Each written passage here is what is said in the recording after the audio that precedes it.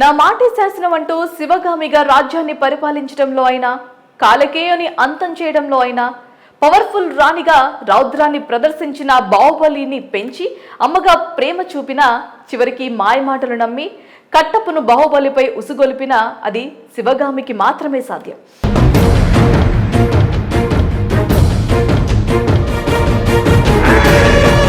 ఆ పాత్రకు రమ్యకృష్ణ మాత్రమే న్యాయం చేయగల సత్తా ఆమె సొంతం. ఆ స్థాయిని బాహుబలి చిత్రం ద్వారా శివగామి పాత్రతో రమ్యకృష్ణ సంపాదించుకున్నారు. ఒక రకంగా చెప్పాలంటే శివగామి పాత్ర రమ్యకృష్ణ తప్పితే ఎవరూ చేయలేరని, ఆమెకి తప్పితే ఎవరికి ఈ పాత్ర సూట్ కాదని స్వయంగా దిగ్గజ దర్శకుడు రాజమౌళి పలు సందర్భాల్లో కూడా చెప్పారు.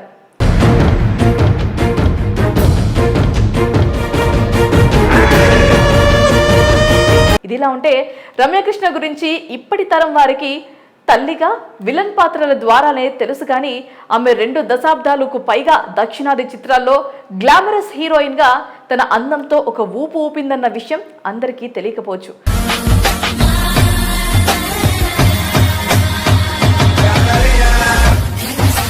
దశకంలో అప్పటి యువత కేవలం రమ్యకృష్ణ కోసమే సినిమా థియేటర్స్కి ఎగబడేవారంటే నమ్మరేమో బహుశా.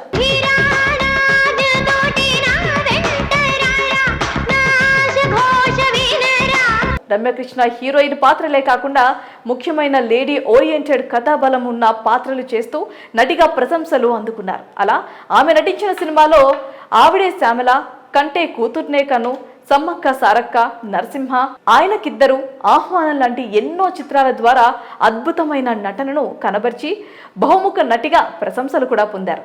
ఇక క్రియేటివ్ డైరెక్టర్ కృష్ణవంశీతో వివాహం జరిగిన తర్వాత కూడా సినిమాలని దూరం పెట్టకుండా పేరున్న పాత్రలు ఒక్కొక్కడిగా చేస్తూ 2015-17లో వచ్చిన బాహుబలిలో శివగామి పాత్ర ద్వారా ఒకేసారి ప్రపంచ స్థాయికి పరిచయమయ్యారు. ఈ 2 సినిమాల్లో శివగామి పాత్రకు ఎంత పేరు తీసుకువచ్చిందో ప్రత్యేకంగా చెప్పనవసరం లేదు. ఎక్కడా చూసినా చాలా కాలం పాటు ఆమె పేరే మారుమ్రోగిందని చెప్పుకోవచ్చు. ఈ శివగామి పాత్ర ఆమెకి ఎంత మంచి పేరు తీసుకొచ్చిందో అంతే ఇబ్బందులను కూడా తెచ్చిపెట్టింది. ఎందుకంటే శివగామి పాత్ర తర్వాత రమ్యకృష్ణ ప్రాధాన్యత కలిగిన పాత్రలే చేసినా ఎక్కడా కూడా శివగామి స్థాయిలో ఇంపాక్ట్ క్రియేట్ చేయలేకపోయింది.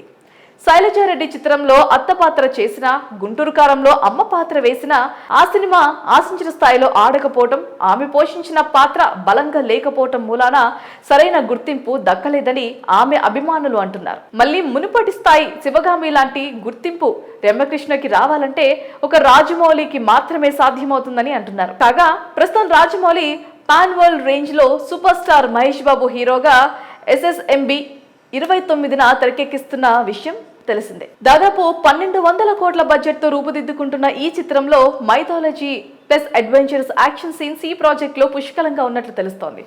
మరి ఇందులో ఏదైనా శివగామి లాంటి పవర్ఫుల్ రోల్ రమ్యకృష్ణ చేత రాజమౌళి చేస్తే మరొకసారి ఆమె కెరీర్ కు మరియు సినిమాకు ప్లస్ పాయింట్ అవుతుందని, రమ్యకృష్ణ మళ్ళీ మునుపటి ఫామ్ లోకి వస్తుందని ఆమె అభిమానులు భావిస్తున్నట్లు తెలుస్తోంది.